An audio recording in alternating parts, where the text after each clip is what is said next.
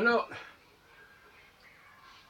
je voudrais revenir sur un certain nombre d'expressions qu'utilise Michel Onfray de manière assez heureuse, et j'aimerais bien y commenter. Par exemple, il nous explique la différence entre l'œuvre et le chef-d'œuvre. Il y a beaucoup de gens qui font des œuvres, mais ce ne sont pas des chefs-d'œuvre. Et l'humanité, la postérité, ne garde que les chefs-d'œuvre. Les femmes font beaucoup d'œuvres, ce sont les hommes qui font des chefs-d'œuvre. Tous les hommes ne font pas des chefs-d'œuvre, mais les chefs-d'œuvre sont faits par les hommes. Autre observation judicieuse de Onfray, c'est ça va un peu dans tous les sens. Le fait, il dit le nez est très important. Le nez est très important parce que le nez c'est le souffle. Et c'est vrai que moi j'ai toujours eu le sentiment que euh, le nez était vraiment l'élément de la personnalité.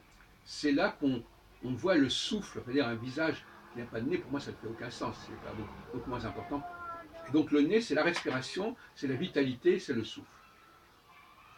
Un autre point qui me paraît intéressant aussi, quand Onfray dit, on nous rappelle qu'il y a une opposition entre les franciscains et les jésuites, et qu'on est passé, et qu'il est scandalisé d'ailleurs par le fait qu'un pape jésuite prenne le nom de François. Et effectivement, ça rappelle la hiérarchie, la tension sociale entre le haut et le bas de l'Église.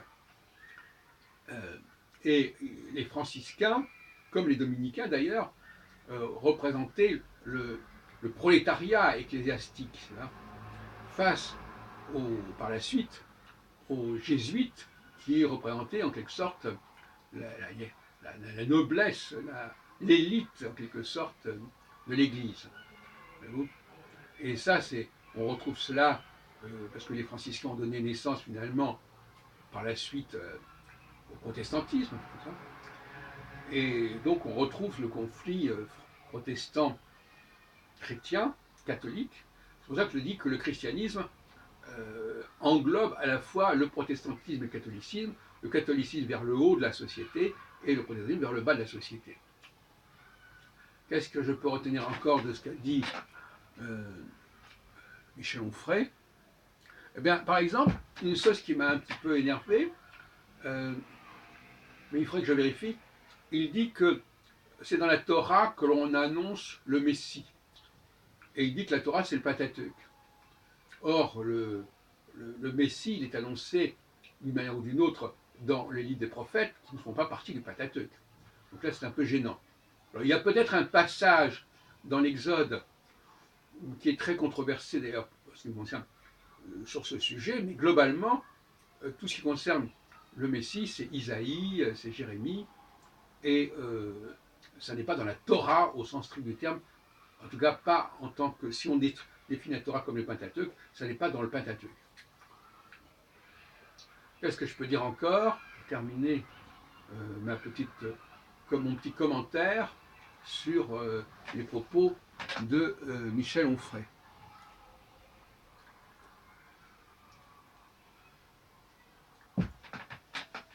Alors, Michel Onfray, je terminerai là-dessus, quoique je voudrais encore dire que les lunettes, par exemple, alors il parle du transhumanisme ou du post-humanisme, et effectivement, toute forme d'appareillage est transhumaniste. Même le fait de porter des lunettes est une forme de transhumanisme.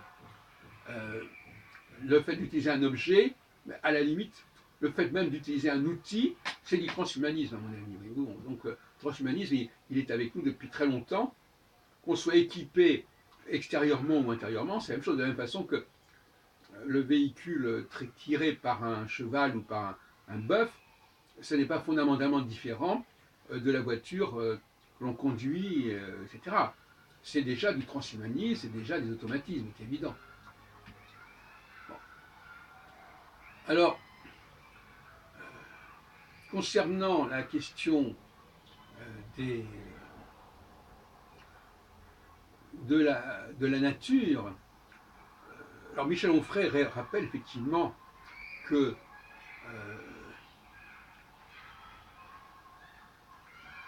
il y a le cycle des saisons, il y a le cycle de nocturne, diurne, etc., pour dire que nous avons une dimension cyclique en nous. Mais ce qu'il ne veut absolument pas comprendre, c'est que, ça c'est le point aveugle dans son discours, c'est que l'astrologie introduit une autre cyclicité qui n'est pas une cyclicité naturelle.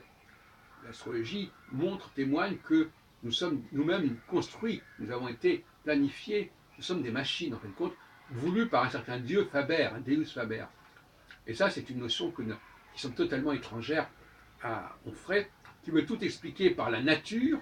Il voit qu'il y a un continuum entre la nature, le cosmos et l'homme, alors que paradoxalement, justement, le cosmos dont il parle, parce qu'il y a un sous-ouvrage qui s'appelle le cosmos, c'est justement le rappel qu'à un moment donné, eh bien, l'humanité, elle a été fabriquée. Notre humanité a été fabriquée.